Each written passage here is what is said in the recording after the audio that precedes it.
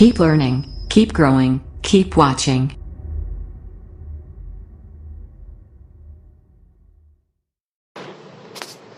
Hello everyone, welcome. आज के इस वीडियो में हम डिस्कस करने जा रहे हैं एक्सरे प्रोडक्शन कि एक्सरे का प्रोडक्शन किस प्रकार होता है। एक्सरे का प्रोडक्शन जानने से पहले हम लास्ट लेक्चर का एक शॉर्ट रिवीजन कर लेते हैं ताकि हम लास्ट लेक्चर को आज के लेक्चर से कनेक्ट कर सकें। लास्ट लेक्चर में हमने डिस्कस किया था डिस्कवरी ऑफ एक्सरेज और properties of X rays. Discovery of X rays यानी कि एक्सरेज की डिस्कवरी किस प्रकार हुई। एक्सरेज की डिस्कवरी W.C. रोंजन ने की थी 8 नवंबर 1895 में।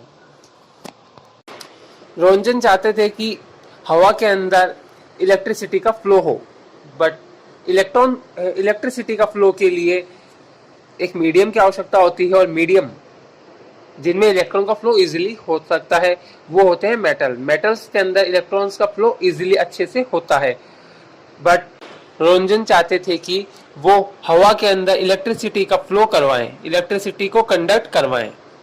इसके लिए उन्होंने क्या किया, एक ग्लास ट्यूब ली जिसमें उसके अंदर गैस का जो प्रेशर था उसको कम रखा और दो एनोड्स के बीच में इलेक्ट्रिसिटी का कंडक्ट कराने की कोशिश की, इन्वेस्टिगेशन की। ये वो एक्सपेरिमेंट कर रहे थे। इस दौरान हुआ क्या, गैस ट्यूब के अंदर जो पॉजिटिव इलेक्ट्रोड था उसके अंदर से इनविजिबल रेज निकलने लगती है और वो पास में रखी हुई फ्लोरोसेंस स्क्रीन को इफेक्ट करती है। तब उनको पता लगा कि इसके अंदर से कोई इनविजिबल रेज निकली जिनको बाद में एक्सरेज कहा गया, और ये एक्सरेज बहुत ज्यादा पेनेट्रेटिंग पावर की थी जो ब्लैक पेपर और थिकर ऑब्जेक्ट्स को इजीली पेनेट्रेट कर पा रही थी। और ये एक्सरेज, इनका नेचर स्टार्टिंग में अननोन था इसलिए इनको एक्सरेज नाम दिया गया, बट बाद में फर्दर इन्वेस्टिगेशन से पता चला कि ये इलेक्ट्रोमैग्नेटिक रेडिएशंस थी। ये तो बात हुई एक्सरे की डिस्कवरी की। अब हम बात करते हैं कि एक्सरेज की प्रॉपर्टीज क्या क्या थी। एक्सरेज इलेक्ट्रोमैग्नेटिक रेडिएशंस होती है जो कि शॉर्टर वेवलेंथ की होती है। एक्सरेज एक स्ट्रेट लाइन के अंदर ट्रेवल करती है लाइट की वेलोसिटी के साथ, और लाइट की वेलोसिटी होती है 3 × 10⁸ मीटर पर सेकेंड। एक्सरेज ना तो इलेक्ट्रिक फील्ड से इन्फ्लुएंस होती है और ना ही मैग्नेटिक फील्ड से, यानी कि एक्सरेज पर इलेक्ट्रिक और मैग्नेटिक फील्ड का इफेक्ट नहीं पड़ता है। एक्सरेज उन सभी सब्सटेंसेस से पेनिट्रेट हो सकती है जिनसे विजिबल लाइट ट्रांसपेरेंट हो सकती है, सिवाय एक एक्सेप्शन लेड बैरियर के अलावा। लेड बैरियर ही एक ऐसा एक्सेप्शन है जिसके थ्रू एक्सरेज पेनिट्रेशन नहीं हो सकता, इसलिए ही लेड बैरियर का यूज एक्सरेज के प्रोटेक्शन के लिए किया जाता है। एक्सरेज मटेरियल के अंदर फ्लोरोसेंस प्रोड्यूस करता है, जैसे calcium tungstate, zinc, cadmium sulphide. X rays photographic film को इफेक्ट करता है और उस पर लेटेंट इमेज का फॉर्मेशन करता है। एक्सरेज आयनाइजेशन और एक्साइटेशन को प्रोड्यूस करता है सब्सटेंस के अंदर। जिन भी सब्सटेंस से एक्सरेज गुजर जाती है उनके अंदर वो आयनाइजेशन और एक्साइटेशन को प्रोड्यूस करता है। एक्सरेज बायोलॉजिकल इफेक्ट प्रोड्यूस करता है लिविंग ऑर्गेनिजम्स में, जिससे सेल्स या तो किल हो जाती है या फिर डैमेज हो जाती हैं। ये तो बात हुई हमारे लास्ट लेक्चर की शॉर्ट रिवीजन की। आज हम बात करते हैं कि एक्सरेज का प्रोडक्शन किस प्रकार होता है। एक्सरेज का प्रोडक्शन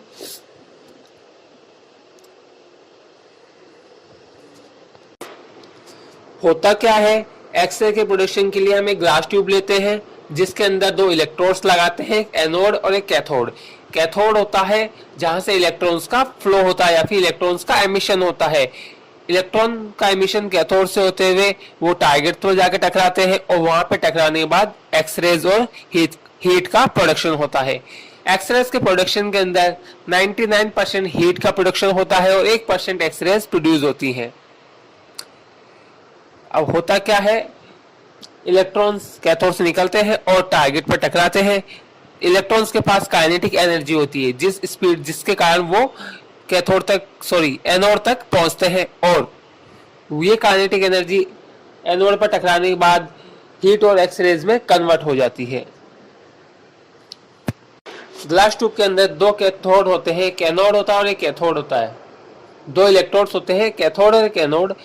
कैथोड जो होता है जहां से इलेक्ट्रॉन्स का एमिशन होता है, और जो एनोड होता है वो टारगेट मटेरियल होता है जहां पे इलेक्ट्रॉन्स टकराते हैं, इंटरेक्ट करते हैं।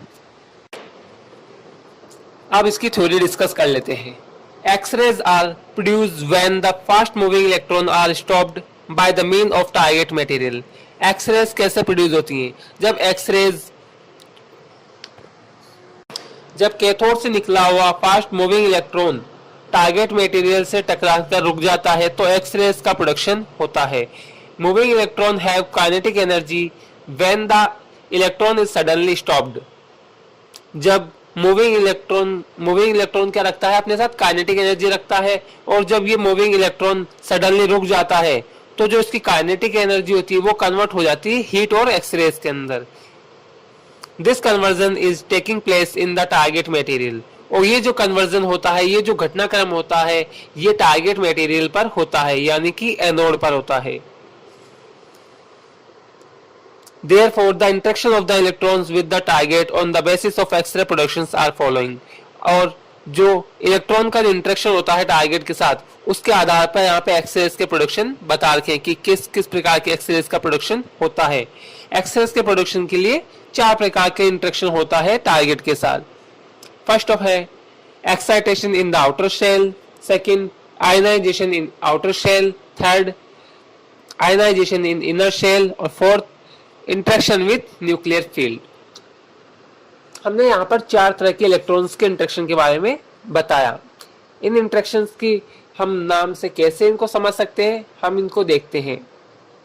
यहाँ पे 2 वर्ड आए हैं, आउटर शेल और इनर शेल। जो आउटर शेल होता है वो होता है इलेक्ट्रॉन्स के बाहर, जो एटम होता है उसके बाहरी शेल्स को बोलते हैं आउटर शेल्स। और इनर शेल्स जो होते हैं वो अंदर के शेल्स होते हैं, यानी कि अंदर के जो कक्षक होते हैं उनको बोलते हैं। ठीक है। इसके अलावा 2 नए वर्ड और मिले हैं हमारे को यहाँ पर, आयनाइजेशन और एक्साइटेशन। इनके बारे में भी हम बात करते हैं। सबसे पहले हम बात करते हैं एक्साइटेशन की। एक्साइटेशन क्या होता है? एक्साइटेशन के अंदर जब इंसिडेंट इलेक्ट्रॉन शेल के इलेक्ट्रॉन के साथ मिलता है या इंटरेक्ट करता है, टकराता है, तो इंसिडेंट इलेक्ट्रॉन क्या करता है? उस शेल के इलेक्ट्रॉन को कुछ एनर्जी देता है, जिससे शेल का इलेक्ट्रॉन एनर्जी को गेट कर हायर एनर्जी लेवल में चला जाता है। और कुछ समय बाद वो हायर एनर्जी लेवल से वापस अपने ओरिजिनल शेल में आता है, और जब ओरिजिनल शेल में आता है तो वो कुछ एनर्जी को एमिट करता है। ये जो प्रोसेस होती है ये होती है एक्साइटेशन। अब हम बात करते हैं आयनाइजेशन की। आयनाइजेशन का बेसिकली मतलब होता है आयंस में डिवाइडेशन, यानी आयंस में टूटना। यहाँ पे आयंस में कैसे टूटेंगे ये हम बात करते हैं। जब इलेक्ट्रॉन, इंसिडेंट इलेक्ट्रॉन शेल के इलेक्ट्रॉन को सफिशिएंट एनर्जी देता है तो शेल का इलेक्ट्रॉन क्या होता है? शेल से रिमूव हो जाता है, यानी कि शेल से ही निकल जाता है बाहर। और जो इलेक्ट्रॉन बाहर निकला वो एक नेगेटिव आयन के रूप में मिल जाता है, और शेल के अंदर जहां से वो निकला वहां पर एक होल और वैकेंसी छोड़ जाता है। वो होल और वैकेंसी वहां पर पॉजिटिव आयन का काम करती है, यानी कि पॉजिटिव होल बन जाता है जो कि पॉजिटिव आयन की तरह वर्क करता है। ये तो इस प्रकार ये आयंस में डिवाइड हो जाता है। तो ये हो गया आयनाइजेशन। अब हम बात करते हैं कि इलेक्ट्रॉन्स किस किस प्रकार इंटरेक्ट करता है टारगेट मटेरियल के साथ, यानी कि एनोड के साथ इलेक्ट्रॉन्स किस प्रकार इंटरेक्ट करता है, इंटरेक्शन कैसे होता है। फर्स्ट इंटरेक्शन हम पढ़ते हैं, excitation in outer shell. The incident electron interacts with an electron in an और outer shell of the atom of the target. जो इंसिडेंट इलेक्ट्रॉन होगा वो इंटरेक्ट करेगा टारगेट मटेरियल के जो एटम्स है उसके आउटर शेल के इलेक्ट्रॉन के साथ। The incident electron transfer a small amount of energy to the outer shell electron of the atom and this outer shell electron displace to a high energy level. और अब ये incident electron कुछ amount के अंदर energy को transfer कर देगा outer shell के इलेक्ट्रॉन को, और ये आउटर शेल का इलेक्ट्रॉन डिस्प्लेस हो जाएगा हायर एनर्जी लेवल के अंदर, यानी कि आउटर शेल के इलेक्ट्रॉन को कुछ एनर्जी मिली और वो एनर्जी लेकर हाई एनर्जी लेवल के अंदर शिफ्ट हो गया। अब now after some time the excited electron return to its original shell and emits some energy. अब क्या होगा, ये कुछ समय बाद अपनी ओरिजिनल शेल के अंदर वापस आएगा, और जब ये ओरिजिनल शेल में वापस आएगा तो कुछ एनर्जी को ये एमिट करेगा, यानी कि कुछ एनर्जी ये रिलीज करेगा, निकालेगा, और अपने ओरिजिनल शेल के अंदर आके स्टेबल हो जाएगा। This energy appears as the heat in the target, और ये जो एनर्जी है ये टारगेट मटेरियल के ऊपर हीट की फॉर्म में अपीयर होती है। जैसा कि हम डायग्राम के अंदर देख पा रहे हैं, इंसिडेंट इलेक्ट्रॉन आया, इलेक्ट्रॉन को एनर्जी दी और इसको एक्साइटेड स्टेज के अंदर पहुंचा दिया, और जैसे ही एक्साइटेड स्टेज से वापस स्टेबल होने के लिए अपने ओरिजिनल शेल में आता है तो कुछ एनर्जी को एमिट करता है, और ये एनर्जी हमें हीट की फॉर्म में मिलती है। अब हम बात करते हैं दूसरे इंटरेक्शन की, आयनाइजेशन ऑफ आउटर शेल। इसमें क्या होता है? In this process the incident electron interacts with an electron in the outer shell of the atom of the target. इस प्रोसेस के अंदर जो इंसिडेंट इलेक्ट्रॉन होता है वो इंटरेक्ट करता है आउटर शेल के इलेक्ट्रॉन के साथ, यानी कि टारगेट के एटम के आउटर शेल के इलेक्ट्रॉन के साथ इंसिडेंट इलेक्ट्रॉन इंटरेक्ट करता है। The incident electron have high energy than the binding energy of the outer shell is the so the incident electron transfers sufficient energy and remove an electron from the outer shell। अब हमने बात की थी ionization के अंदर क्या होता है कि सफिशिएंट एनर्जी मिलती है जिससे वो रिमूव हो जाता है। तो जो इंसिडेंट इलेक्ट्रॉन होगा उसकी जो एनर्जी होगी वो बहुत ज्यादा होगी, काइनेटिक एनर्जी हायर एनर्जी की होगा। जो आउटर शेल की जो बाइंडिंग एनर्जी उससे कई ज्यादा एनर्जी इंसिडेंट इलेक्ट्रॉन की होगी। तो इंसिडेंट इलेक्ट्रॉन क्या करेगा, कुछ सफिशिएंट एनर्जी को शेल के इलेक्ट्रॉन को ट्रांसफर कर देगा, जिससे शेल का इलेक्ट्रॉन एनर्जी पाकर आउटर शेल से रिमूव हो जाएगा। Here the incident electron after interaction is known as primary electron and the ejected electron is known as secondary electron. अब जो इंसिडेंट इलेक्ट्रॉन अब इंटरेक्शन के बाद जो इंसिडेंट इलेक्ट्रॉन था उसको हम प्राइमरी इलेक्ट्रॉन बोलेंगे, और जो इलेक्ट्रॉन शेल से रिमूव हो चुका है उस इलेक्ट्रॉन को हम सेकेंडरी इलेक्ट्रॉन बोलेंगे। द सेकेंडरी इलेक्ट्रॉन में प्रोड्यूस फर्दर आयनाइजेशन और excitation in the other atoms of the target. अब जो सेकेंडरी इलेक्ट्रॉन है ये क्या करेगा, फर्दर आयनाइजेशन और एक्साइटेशन करेगा टारगेट के दूसरे एटम्स के अंदर। होता क्या है, जितने भी इलेक्ट्रॉन्स जो निकलते हैं, रिमूव होते हैं, वो फर्दर दूसरे एटम से टकराते हैं और वहां पर आयनाइजेशन और एक्साइटेशन की प्रोसेस करते हैं। As a result again heat is produced, और वापिस से हीट का ही प्रोडक्शन होगा। जिस प्रकार हमने स्टार्टिंग में बात की थी कि यहाँ पे एक्सरेज के प्रोडक्शन के अंदर 99% हीट प्रोड्यूस होती है और 1% एक्सरेज निकलती है। तो स्टार्टिंग के दो फिनोमिनाज में हमने देखा कि यहाँ पे हीट का ही प्रोडक्शन हुआ है, एक्सरेज का प्रोडक्शन नहीं हुआ है। बट आने वाले दो फिनोमिना के अंदर या घटनाक्रमों के अंदर एक्सरेज का प्रोडक्शन भी होगा, और कौन कौन सी एक्सरेज बनेंगी वो हम आगे के फिनोमिना के अंदर देखते हैं, इंटरेक्शन में देखते हैं। आयनाइजेशन इन इनर शेल, अब हमारा थर्ड इंटरेक्शन होता है टारगेट के साथ, ionisation in the inner shell, यानी कि इनर शेल के अंदर आयनाइजेशन किस प्रकार होगा। This is an interaction between the incident electron and the electron in the inner shell of the atom of the target। ये जो इंटरेक्शन होता है ये इंसिडेंट इलेक्ट्रॉन और टारगेट के एटम के जो इनर शेल का जो इलेक्ट्रॉन है उसके बीच में इंटरेक्शन होता है। The incident electron have high energy than the binding energy of the inner shell electron, यानी कि जो शेल्स के जो इलेक्ट्रॉन है, इनर शेल्स हैं, उनकी जो बाइंडिंग एनर्जी उससे ज्यादा इंसिडेंट इलेक्ट्रॉन की एनर्जी होगी। Now the incident electron transfer sufficient energy and remove an electron from the inner shell. और अब क्या होगा, सेम प्रोसेस होगा जैसे सेकंड इंटरेक्शन में हुआ था कि जो इंसिडेंट इलेक्ट्रॉन होगा वो कुछ अमाउंट एनर्जी का क्या करेगा, ट्रांसफर करेगा, और सफिशिएंट एनर्जी ट्रांसफर करेगा, और क्या होगा, जो शेल का जो इलेक्ट्रॉन होगा वो शेल से रिमूव हो जाएगा। The displaced electron produce further ionisation and excitation in the other atoms. और अब जो इलेक्ट्रॉन डिस्प्लेस हो चुका है या निकल चुका है शेल से, वो क्या करेगा, फर्दर आयनाइजेशन और एक्साइटेशन को प्रोड्यूस करेगा टारगेट मटेरियल के दूसरे एटम्स के अंदर। The vacancy in the inner shell is filled by an electron moving inwards from the outer shell. और जो वैकेंसी है, यानी कि जो वैकेंसी बन जाती है इनर शेल के अंदर जहां से इलेक्ट्रॉन डिस्प्लेस हुआ है, वो फिल होती है आउटर शेल के इलेक्ट्रॉन के अंदर आने से। वापस से देखते हैं इस लाइन को, यानी कि जो इलेक्ट्रॉन निकल के शेल से निकल के बाहर चला गया तो वहां पर वैकेंसी छोड़ गया। अब ये वैकेंसी फुलफिल करने के लिए, यानी कि स्टेबिलिटी को प्राप्त करने के लिए, आउटर शेल का एक इलेक्ट्रॉन मूव करते हुए इनर शेल के अंदर आएगा और उस वैकेंसी को फिल कर देगा। ड्यूरिंग दिस ट्रांजिशन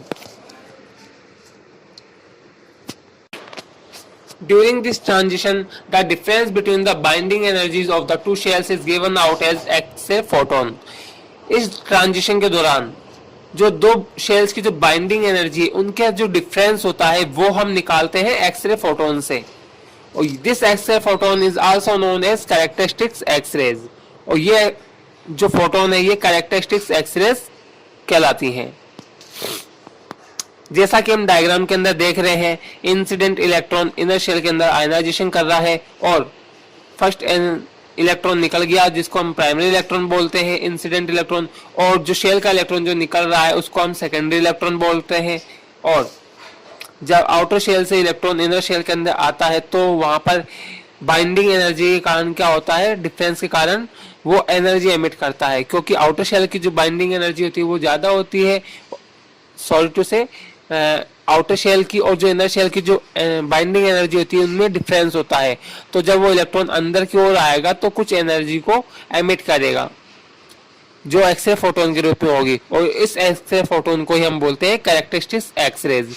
ये कैरेक्टरिस्टिक्स एक्सरेज डायग्नोस के अंदर काम आती है क्योंकि इनकी जो एनर्जी होती है वो कम होती है।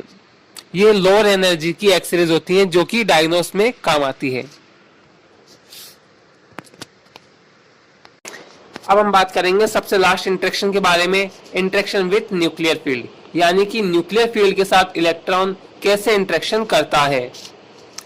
The incident electron passes closely to the nucleus of an atom in the target. यानी कि जब इंसिडेंट इलेक्ट्रॉन होगा वो इनर शेल तक आ गया था लास्ट स्टेज में, अब इनर शेल से अब वो न्यूक्लियस के बिल्कुल पास में से निकलेगा।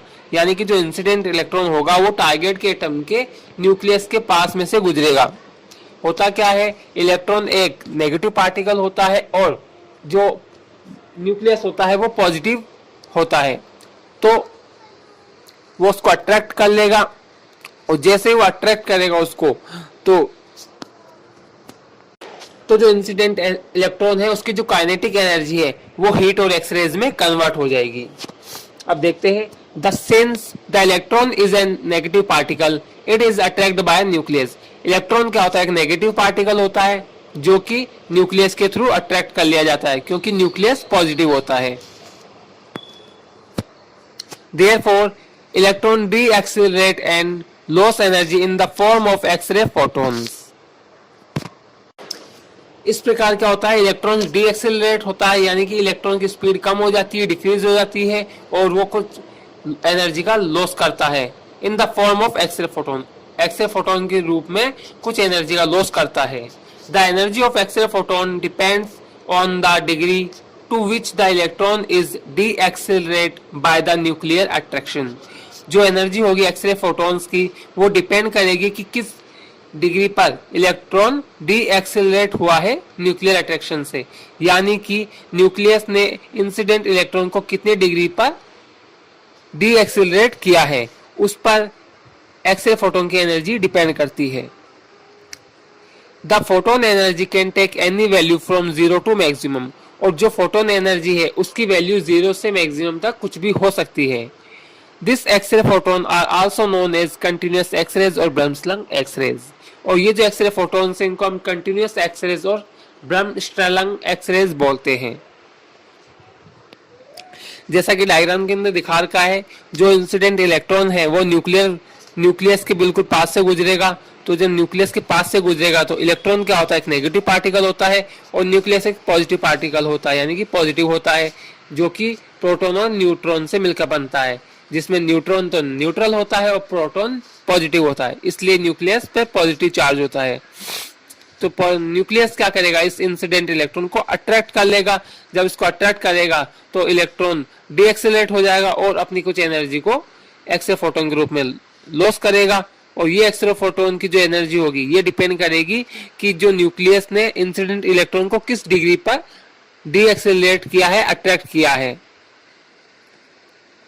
एक्स-रे फोटोन्स जो यहाँ पर रिलीज हो रहे हैं उनकी वैल्यू 0 से मैक्सिमम तक हो सकती है, और इन एक्सरे फोटोन्स को कंटिन्यूअस एक्सरेज और ब्रह्मस्ट्रलंग एक्सरेज बोलते हैं।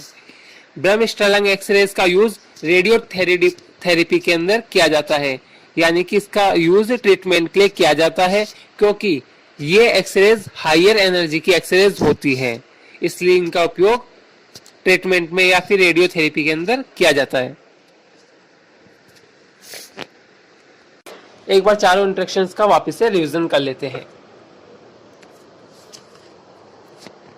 Excitation outer shell, excitation outer shell के अंदर किस प्रकार होता है, जो इंसिडेंट इलेक्ट्रॉन्स होते हैं वो आउटर शेल के इलेक्ट्रॉन के साथ टकराते हैं और उनको कुछ अमाउंट के अंदर एनर्जी ट्रांसफर करते हैं। जब उनको कुछ अमाउंट में एनर्जी मिल जाती है शेल के इलेक्ट्रॉन्स को, तो वो हायर एनर्जी लेवल में चले जाते हैं, लेकिन स्टेबिलिटी को प्राप्त करने के लिए वो वापस से फर्दर अपनी ओरिजिनल स्टेट में आते हैं और कुछ एनर्जी का लॉस करते हैं। और ये जो एनर्जी होती है हीट के फॉर्म में होती है। Ionisation in outer shell, outer shell के अंदर आयनाइजेशन किस प्रकार होता है, ये जो प्रोसेस होता है ये इंसिडेंट इलेक्ट्रॉन और एटम के आउटर शेल के इलेक्ट्रॉन के बीच में होता है। यानी कि जब इंसिडेंट इलेक्ट्रॉन एटम के आउटर इलेक्ट्रॉन के साथ टकराता है तो क्या होगा, उसको कुछ अमाउंट में सफिशिएंट एनर्जी ट्रांसफर करेगा, क्योंकि इंसिडेंट इलेक्ट्रॉन की जो एनर्जी होती है वो ज्यादा होती है as compare to binding energy of the outer shell electron. यानी कि आउटर शेल इलेक्ट्रॉन्स की बाइंडिंग एनर्जी से ज्यादा इंसिडेंट इलेक्ट्रॉन की एनर्जी होती है, तो वो क्या करेगा, उसको सफिशिएंट एनर्जी देगा और उसको शेल से रिमूव कर देगा इलेक्ट्रॉन को। Here the incident electron after interaction, और इंटरेक्शन के बाद में ये इलेक्ट्रॉन क्या कहलाएगा, प्राइमरी इलेक्ट्रॉन कहलाएगा, और जो इलेक्ट्रॉन शेल से रिमूव हो चुका है उसको सेकेंडरी इलेक्ट्रॉन बोलेंगे। अब क्या करेगा, ये जो सेकेंडरी इलेक्ट्रॉन होगा ये फर्दर आयनाइजेशन और एक्साइटेशन करेगा टारगेट के अदर एटम्स के अंदर, और इस प्रकार वापस से अगेन हीट का प्रोडक्शन होगा। थर्ड हमने पढ़ा था ionisation in the inner shell. Inner shell के अंदर आयनाइजेशन किस प्रकार होता है, ये इंटरेक्शन होता है इंसिडेंट इलेक्ट्रॉन और इनर शेल के इलेक्ट्रॉन के बीच में, यानी कि टारगेट में जो एटम्स होते हैं उनके आउटर शेल इनर शेल के अंदर इलेक्ट्रॉन के बीच में इंटरेक्शन होता है। द इंसिडेंट इलेक्ट्रॉन, अब जो इंसिडेंट इलेक्ट्रॉन होगा वो क्या करेगा, हायर एनर्जी लेवल का होगा, यानी कि उसकी जो एनर्जी होगी वो हाई होगी as compare to binding energy of inner shell electrons. Inner shell के इलेक्ट्रॉन्स की बाइंडिंग एनर्जी से ज्यादा इंसिडेंट इलेक्ट्रॉन की एनर्जी होगी। अब वो क्या करेगा, वापस से सफिशिएंट एनर्जी ट्रांसफर करेगा इनर शेल के इलेक्ट्रॉन को और उसको रिमूव कर देगा या डिस्प्लेस कर देगा वहां से। उसके बाद फर्दर क्या होगा, जो इजेक्टेड इलेक्ट्रॉन है, डिस्प्लेस इलेक्ट्रॉन है, वो आयनाइजेशन और एक्साइटेशन प्रोड्यूस करेगा अदर एटम्स के अंदर, और अब शेल के अंदर क्या हुआ, एक वैकेंसी या होल बन गया। इस होल या वैकेंसी को फिल करने के लिए आउटर शेल से एक इलेक्ट्रॉन आएगा और उसकी जगह आके उसको स्टेबल कर देगा। इस ट्रांजिशन के दौरान क्या होगा, दो शेल्स के बीच की जो बाइंडिंग एनर्जी है उनका डिफरेंस एक्सरे फोटॉन्स के रूप में निकाला जाता है, और ये जो एक्सरे फोटॉन्स होंगी ये कैरेक्टरिस्टिक्स एक्सरेज कहलाती हैं, जिनका यूज डायग्नोस डिपार्टमेंट में या डायग्नोस के लिए किया जाता है। फोर्थ इंटरेक्शन होता है न्यूक्लियर फील्ड के साथ इंटरेक्शन, जिसके अंदर क्या होता है, न्यूक्लियस पॉजिटिव होता है और जो इलेक्ट्रॉन होता है वो नेगेटिव होता है। तो जब इलेक्ट्रॉन न्यूक्लियस के पास से गुजरेगा तो वो इलेक्ट्रॉन को अट्रैक्ट कर लेगा न्यूक्लियस, क्योंकि न्यूक्लियस पॉजिटिव होता है। तो जब न्यूक्लियस इलेक्ट्रॉन को अट्रैक्ट कर लेगा तो वो इलेक्ट्रॉन डी एक्सेलरेट हो जाएगा और एक्स-रे फोटोन की फॉर्म के अंदर कुछ एनर्जी का लॉस करेगा।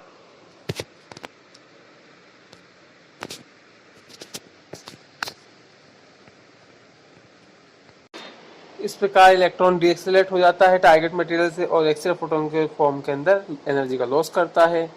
और ये जो एनर्जी एक्सरे फोटॉन्स की जो एनर्जी ये डिपेंड करेगी कि इलेक्ट्रॉन जो इंसिडेंट इलेक्ट्रॉन है वो न्यूक्लियर अट्रैक्शन से किस डिग्री पर डीएक्सेलरेट हुआ है, यानी कि किस डिग्री पर वो रुका है न्यूक्लियर अट्रैक्शन से अट्रैक्ट होकर। और जो फोटोन एनर्जी है उसकी वैल्यू 0 से मैक्सिमम तक हो सकती है। और यहाँ पर जो एक्सरेज का प्रोडक्शन होता है वो ब्रैमस्लंग एक्सरेज या फिर कंटिन्यूस एक्सरेज कहलाती है। ये टॉपिक हमारा क्लियर हुआ यहाँ पर एक्सरेज का प्रोडक्शन। इस टॉपिक के अंदर स्टार्टिंग के जो 2 इंटरेक्शंस थे, ionization in the outer shell और excitation in the outer shell, इन दोनों इंटरेक्शंस के अंदर हीट का प्रोडक्शन होता है। बट जो लास्ट के 2 इंटरेक्शंस हैं जैसे कि ionization in inner shell and interaction with nuclear field, इन दोनों इंटरेक्शंस के अंदर एक्सरेज का प्रोडक्शन हमारे को देखने के लिए मिलता है। और 2 एक्सरेज, हमें 2 प्रकार के एक्सरेज का प्रोडक्शन यहाँ पर देखने के लिए मिला। एक है कैरेक्टरिस्टिक्स एक्सरेज जो कि लोअर एनर्जी की एक्सरेज होती हैं और जिनका यूज डायग्नोसिस डिपार्टमेंट में डायग्नोस के लिए किया जाता है। और दूसरी जो एक्सरेज होती हैं वो कंटिन्यूस एक्सरेज या फिर ब्रह्मस्टरलैंग एक्सरेज कहलाती हैं, जो हायर एनर्जी लेवल की होती हैं और इनका उपयोग रेडियोथेरेपी डिपार्टमेंट में किया जाता है ट्रीटमेंट के लिए। ये तो था हमारा आज का लेक्चर। अब हम बात करेंगे हम नेक्स्ट लेक्चर के अंदर क्या डिस्कस करने वाले हैं। नेक्स्ट लेक्चर के अंदर हम डिस्कस करने वाले हैं एक्सरेज प्रोडक्शन करने के लिए हमें किन किन चीज़ों की रिक्वायरमेंट चाहिए होती है, कौन कौन से वो इक्विपमेंट्स हैं, रिक्वायरमेंट्स हैं जिनकी नीड से हम एक्सरेज प्रोड्यूस कर सकते हैं। सेकंड आता है, हम पढ़ेंगे हिस्टोरिकल एक्सरे ट्यूब्स के बारे में, जिसके अंदर सबसे पहले जो ट्यूब थी जिसका यूज WC रोंजे ने एक्सरे प्रोडक्शन में किया था वो थी गैस ट्यूब। तो गैस ट्यूब के बारे में भी हम डिस्कस करेंगे।